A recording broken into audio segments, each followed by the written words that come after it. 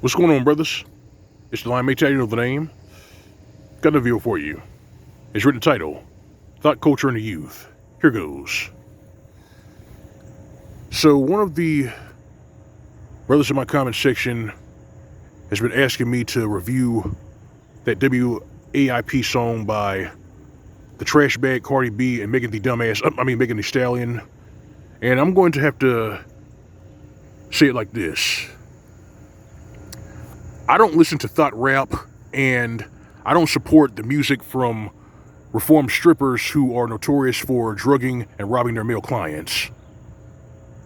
I don't listen to that shit. I don't want nothing to do with that. So instead, I'm going to tell you how Thot culture is going above and beyond to corrupt the youth, mostly young girls.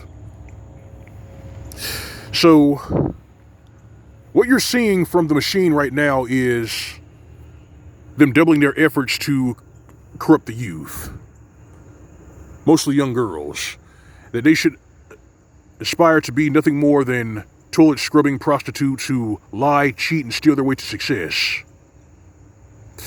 That's what you're looking at with songs like WAIP and that garbage that's been stinking up the radio. That's my type. Get the fuck out of here. It's garbage. But that's what these young girls are aspiring to be. The Pied Piper is a reformed stripper, one Cardi B, Megan the dumbass. That name. If you are a female rapper, why the fuck are you named after a male breeding horse? I mean, that defies logic. I mean, the brain cells aren't there. But then again, black culture is backwards because it's led by hood rats and single mothers who don't know their ass from a hole in a wall. Now, the truth hurts, but lies can kill. Deal with your feelings. But yeah, Thot culture is corrupting the youth, and for those who aren't saying anything about it, they're not saying anything about it because they're okay with it. Yep, their silence is their approval. But you see, I can talk about this because I think it's filthy. I think it's disgusting, and the reason why they're corrupting the youth is because they have pretty much destroyed everything they touched, and the last thing that they haven't really destroyed yet is the youth, and they figure if you get them while they're young, the possibilities are endless. That's where they're at right now. If you get them while they're young, the possibilities are endless. So after they're done destroying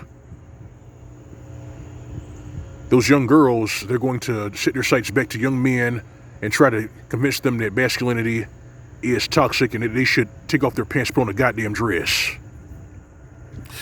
They're going above and beyond to do that. And even these Mensa candidates in the field of psychology are going above and beyond to demonize masculinity. I said, no, you can't demonize masculinity. I mean, you can't. I mean, but they're going to do it anyway. I mean, they're going against common sense. They're going against biology. They're going against facts, you know. I mean, everything is ass backwards, but do they even realize that what they're doing would just create more chaos and more discord? I mean, where the fuck are they going to go when things completely go to shit? They're not going to be able to run to a neutral zone or another country because the house of cards is falling.